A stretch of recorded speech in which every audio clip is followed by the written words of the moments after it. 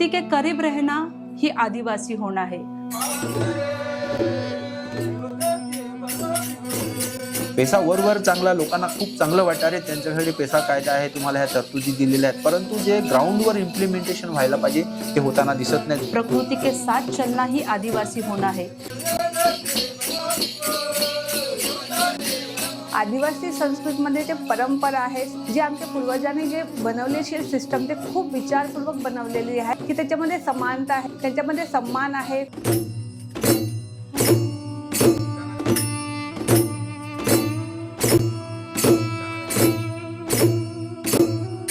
नदी के जैसे बहना, सजग रहना ही आदिवासी होना है। धार्मिक कार्यांवर हजारो करोडो रुपये आपण खर्च करतो, परंतु आदिवासी पाड्यासाठी आज सरकारकडे उदासीनता दिसत आहे। ही सगळ्यात मोठी शोकांतिका आज मला इथे जाणवते। हर बंधन के खिलाफ लढना ही आदिवासी होना है। आमचे जगण्याचेच प्रश्न अजून संपलेले नाहीयेत। आदिवासींची किंवा जनजातीची किंवा ट्रायबलची परिस्थिती बघून माणूस डोक्याला हात लावेल अशी परिस्थिती आहे, रडेल अशी परिस्थिती आहे।